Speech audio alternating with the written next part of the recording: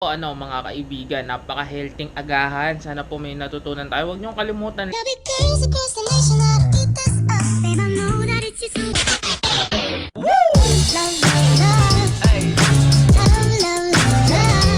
What up guys? Good morning. It's the first day of the week and you know what it is.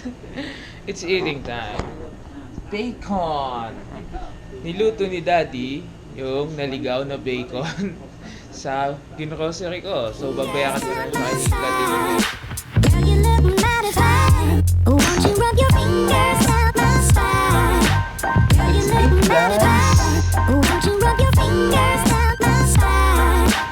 Girl, you look mighty fine. Won't you rub your fingers?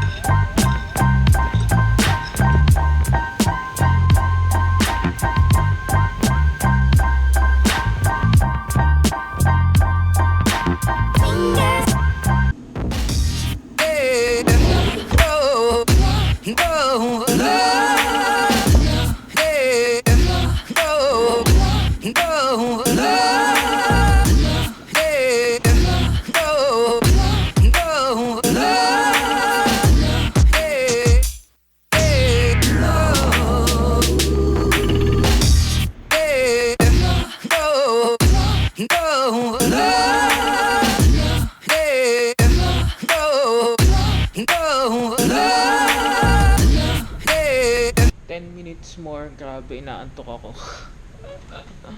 Ay. Alright, I'm back and nagka-problema pa kanina. Wala lang 110 na tawag dito yung socket. Yung laptop makamasaksak sa 110. So tagagilap ako. Buti na lang nakahanap ako. So yun, okay naman. It's 9:45 na. 9:30 yung start ng meeting. And yun nga, tapos yung T-boy, yung magsiserve ng refreshment, kung saan pa nagpupunta. Alright, check ko na yung meeting room. Tapos na daw sila. It's 12 o'clock na. What up guys? Uwian ko na, ganun-ganun na lang. Actually, it's a not so bad day today to start a week.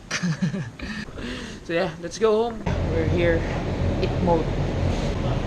Aga namin mag-dinner ngayon kasi meron ako inspection.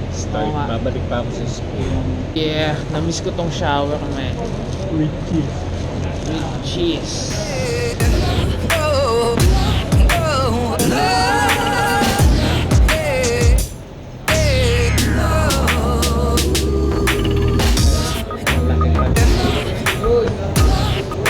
Okay. Take out talaga nila. Ano nila kayo, men?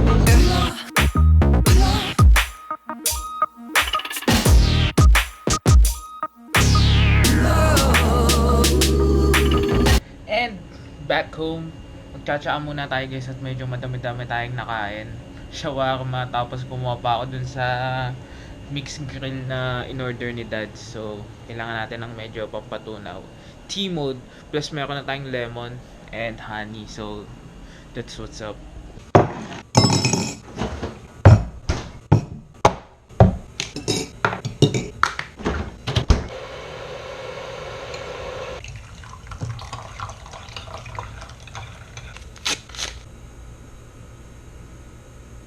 And for the taste test guys, wow, ang sarap niya, putik. OM, hindi ako mamaniwala. Hindi, promise guys, kakaiba yung lasa niya. Feeling ko, yung lemon na nabili ko is sweetened. Kasi yung honey hindi naman ganito tumatamis. Pero hindi siya matamis na matamis at parang natural yung tamis niya. Sarap guys. Then, na-compromise pa ng dalawang lemon. Lemon na nga yung tsaa, tapos may lemon pa. Wow. And it's time for some editing guys. It's already 6 o'clock and may time ako mag-edit. After ko mag-edit, I'll try to do some exercise. So, yeah. Let's go! So, tapos na ako mag-edit. Nagre-render na ako. And yes, makapag-shoutout ako. Shoutout kay... Ayaw niya magpa-shoutout, so hindi ko na babanggitin yung pangalan niya. So, next, kay Krisha M. Check niyo yung channel niya. Mayroon siyang vlog. And kay Graciel C. Yan, kay Graciel. Kaloka, nilakad mo ha, tapos init pa. Ang sayo nyo naman ng mga tropa. Ganun talaga, as usual, sa mga vlogs ko, lakad ng lakad. Ito, meron pa isa, si Margarita Stephanie Completo Cloud. Hi. Nag-hi siya kay Cloud. Sa ano pa namin, Isdaan Vlog. Kay Ate Dane, hello. Long time no see. Wow, beast mode. Beast mode siya, grabe. Kay kay Coach Jeff ng Royal. Ayan, medyo nag-comment siya about na multi-level marketing. Hello. Shoutout sa'yo. May kanya-kanya nga tayong opinion dyan. Thumbs up. Kay Margio Ishibashi. As always, check nyo yung channel niya. Kilala nyo na siguro yan. Summertime Sadness. Ayun, maraming salamat sa'yo at talagang sinusuyod niya yung mga old vlogs ko. Talagang nagko-comment siya doon sa mga old vlogs ko pag napapanood niya. So, maraming salamat. Kay Ate Melanie Lim, yun, medyo spoiler nga yung movie na ano ko. Pero panoodin nyo yun guys, yung Before Sunrise, Before Sunset, tsaka Before Something. Basta 3 series yun eh. So, panoorin nyo yan guys, may in love kayo. So, yun, kay Butter and Corn. Anong brand ng printer nyo dyan sa office? Isang HP at saka isang Toshiba. Yung Toshiba, yung may Xerox copy, pwede ka na kayo mag-print, scan. Then yung nasa likodan ko, HP yun. So, kay Kuya Ernie A, yan, 2 days ago, grabe. Kasi, alam niya na, nagdaan yung weekend, so medyo busy nga, service, ganyan, pagod. Hindi ako nakapagbasa ng mga comments. So, hi kay Kuya Ernie A. Hindi na ako masyadong nakapag-practice ng picture-picture. Hindi ko alam kung anong magiging mga subjects ko dito sa Saudi. Pero, let's see.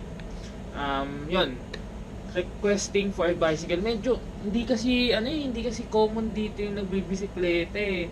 Medyo nahihiya ako na baka pag tinanong ako, pagtawanan lang ako bakit magbibisikleta pa ako, bakit ganun. Kasi ewan ko, hindi siya normal, pero naiisip ko na talaga siya kuya na magbubili ng bike, etc. Wala kang ano dito eh, walang parkingan ng bike dito kasi hindi talaga uso yung bike. So, hindi ko din alam kung saan ko siya ilalagay pag bumili ako.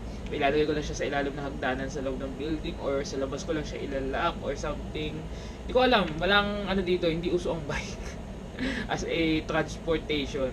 Talagang focus sila sa sasakyan. Yun, kay Ann MJ, hello dude. Kay Mr. Dio ng Japan, yan, check nyo yung channel niya, isang Filipino vlogger din. Kay Mr. Dio, yan, what's up. Kay Ate Pines Malupa, hello. Dami niya ding mga comment. Irene A-I-R-A-I-N-E. So yun, hello. And yun lang. Grabe, na-miss ko na mag-penny board. What? Tapos sumemplang bigla eh, no?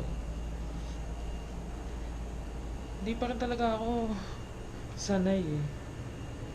Medyo parang na out of balance pa ako. Anyways, magsisimula na ako mag-exercise.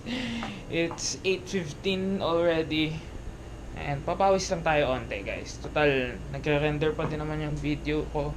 And wala na naman din akong gagawin tonight. So yeah, let's start with a jumping jack.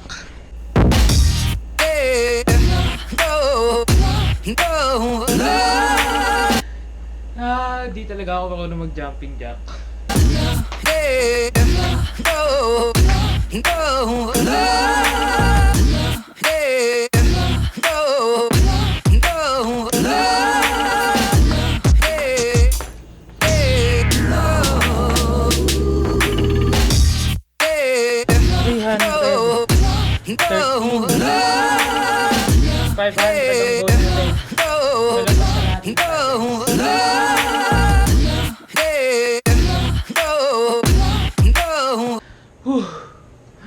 So medyo lumagpas tayo sa kota natin.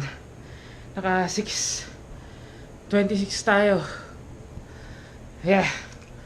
Buhat mode naman. Grabe, hingal ako. Tutusin, konti lang yun eh. Nakapagod ako. Alright guys, we're done. Grabe. Pinagpawisan din ako ng malupit-lupit. It's already magna 9 o'clock na, so halos wala pa ako isang oras nag-workout, but tatamad na ako. Ang tamad ang wala. Anyways, mamaya magluluto ako ng agahan natin, pero hindi ko pa alam kung yung tuna or hotdog with bacon. So let's see kung ano lulutuin ko mamaya. Papahinga lang ako saglit. So, nakapagpahinga na po ako, And napagkasunduan po ng aking utak na tuna po ang lulutuin natin ngayong gabing ito. Dahil po meron po tayong tirang tuna. Hindi ko po alam kung kailan pa ito nasa ref. Nakita ko siya. And lulutuin po natin siya para mabawasan na po. Kasi may dalawa pa po tayong tuna dito na bagong bili ko din po. Pero ito po lumang bili. So tuna po tayo. Tuna. Ang una po natin gagawin ngayon mag-chop po tayo ng bawang at sibuyas at igigisa po natin yung tuna. So, eto na po. Gagawin ko na po. At syempre po, habang nagluluto tayo, mukhang masarap po uminom netong sparkling wine. Pero ano po siya, sparkling wine siya and no alcohol included po. So, hindi po tayo magpapakalasing ngayon. Magpapalamig lang po tayo. So, bubuksan ko na po. At ayan po, tinanggal ko po to. At takpan nyo lang po yung mga tenga nyo at medyo malakas po yung putok nito. Hindi po pala. Ayan na po, inikot ko po, nakita nyo po. Takpan nyo po yung mga tenga nyo at malakas yung putok.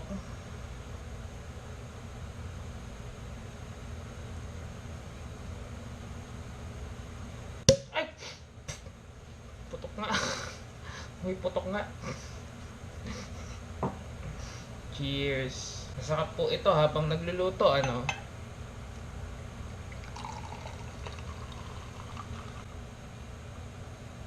Dati ka dadating lang galing overtime. Our favorite juice. Yeah, our favorite juice. So, pag medyo nagisa nyo na yung tuna, lagyan nyo lang kalahating corn. Hindi sasama yung sabaw. Pag nalagay nyo na yung corn at medyo nagisa nyo na siya at nahalo-halo nyo na, lalagyan na natin siya ng itlog. And tapos na po ang ating tuna with corn de omelette. At ayun po mga kaibigan, napaka-healthy agahan. Sana po may natutunan tayo. Huwag nyo kalimutan lagyan ng konting pampalasa ng asin at ng durog na paminta para naman magkaroon na ng flavor. Yun yung tinatawag natin na flavor. So medyo tostahin nyo ng konti yung tuna and yung corn. Alam nyo naman yung pag iniihaw yung corn, diba? Maaamoy nyo yun, guys. Pag naamoy nyo yung corn na luto na, yun yung time na lalagay nyo ng itlog. So that's secret natin yan, guys. So huwag nyo masyado ikakalat at sa atin lang yan. Mga lang tayo, Jim's Army lang ang nakakaalam yan. So yun lang, guys. Medyo magpapahinga na ako. It's 9:45 na ng gabi.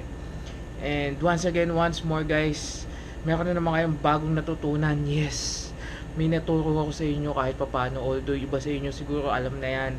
Pero yung mga tips and tricks na binigay ko sa inyo, napaka-unique niyan. So, i-ano po natin yan, i-keep natin sa mga puso natin. po.